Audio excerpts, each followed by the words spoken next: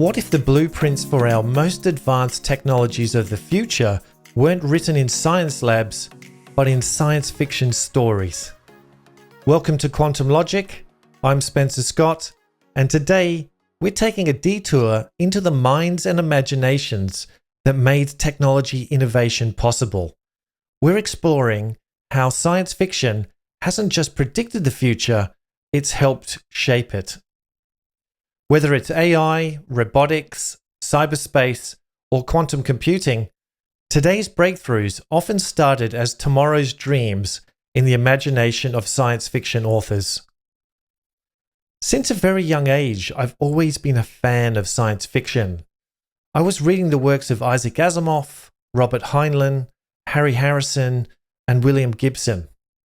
And I'm from an era where I grew up with movies such as 2001: A Space Odyssey, Alien, and Star Wars. All of these works of fiction were looking to a future where society embraced advanced levels of technology such as robotics and artificial intelligence. Of course, we also have movies like The Terminator and The Matrix, which came later, which were all visionary and cautionary tales of the evolution of technology. But one of my favorite authors, Isaac Asimov, wrote or edited around 500 books in his lifetime.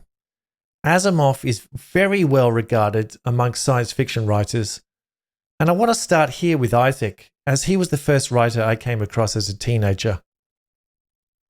Isaac Asimov came up with the 3 laws of robotics, which he wrote in a short story in 1942 called Runaround. And I'll go through the laws one by one. Law number 1. A robot may not injure a human being or, through inaction, allow a human to come to harm. Law number 2. A robot must obey orders given by humans, except where such orders conflict with the first law.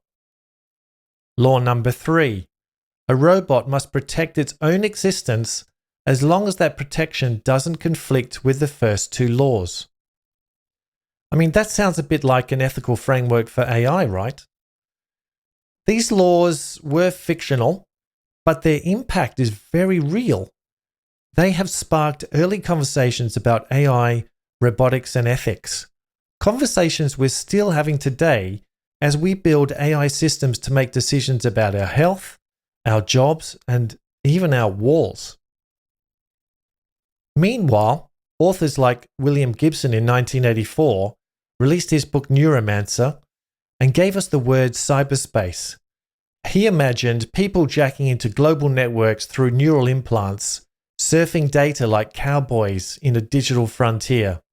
And I mean, that is one of the most profound books that I read, and very visionary, I felt at the time when I read that.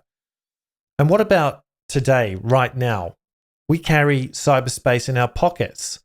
Elon Musk's Neuralink is trying to connect your brain to the cloud and control computers with your mind, and even help restore vision to blind people. I mean, this in itself sounds like a movie rather than being reality. And the concepts like the metaverse are no longer just a metaphor. It's being used in virtual and augmented reality to create new virtual worlds which we can explore. Let's look at some other examples of technology that have been created in fiction that are now reality.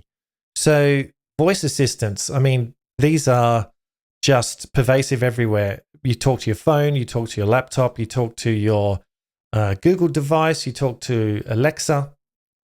So, in Star Trek, the crew would talk to the ship's computer.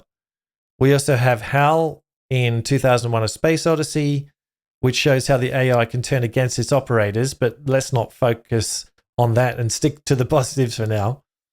But as I said, you can speak with Alexa to ask for the weather or the news, or you can speak now to ChatGPT for personal advice. And what about wearable tech? Well, Robert Heinlein was writing about smart battle suits, and William Gibson was writing about goggles plugged into cyberspace. But we are now wearing these gadgets on our wrists, face, and even under our skin. And we also have brain-computer interfaces. We mentioned with Elon Musk's Neuralink, but there's also another company called Synchron who are building devices that allow paralyzed patients to control computers with their thoughts. And these ideas once lived only in dystopian thrillers. Now they're becoming reality. Here's what's even more fascinating. The relationship between science and science fiction is a feedback loop. But what does that actually mean, feedback loop? Well, fiction imagines a new world, then scientists try to build it, and then fiction sees what's been built and imagines what's next. There's your loop. Fiction rides that wave as well, evolving in its imagination in tandem with reality. As soon as AI became a household term, science fiction didn't stop, it evolved. Shows like Black Mirror on Netflix started exploring the moral consequences of AI. Novels shifted from what if AI existed to what happens when AI understands us better than we understand ourselves. We're already seeing fiction tackle post-artificial general intelligence questions. What happens when intelligence no longer has a biological form? How do we coexist with systems smarter than us? So basically, science fiction stretches the canvas so science can figure out how to paint on it. And I love the idea that science fiction is like an unofficial research and development lab. It's where wild ideas get tested in imagination before they're tested in the world. DARPA, yes, the same DARPA that gave us the internet, has a history of hiring sci-fi writers to participate in brainstorming sessions. Why do you think? Well, because these authors are trained to ask, what if, without constraints, using their imagination, not thinking about the laws of physics or the laws of the world. And the well-known and highly regarded author Neil Stephenson, who coined the word metaverse in his 1992 novel Snow Crash, was hired by the company Magic Leap, which is an augmented reality startup, as their chief futurist. And what was his job? Help them build the world he once wrote about. And believe it or not, even Elon Musk credits The Hitchhiker's Guide to the Galaxy for shaping his view of the universe. And Jeff Bezos, the CEO of Amazon, grew up watching Star Trek and modeled Alexa and Kindle partly on that vision of digital access for everyone.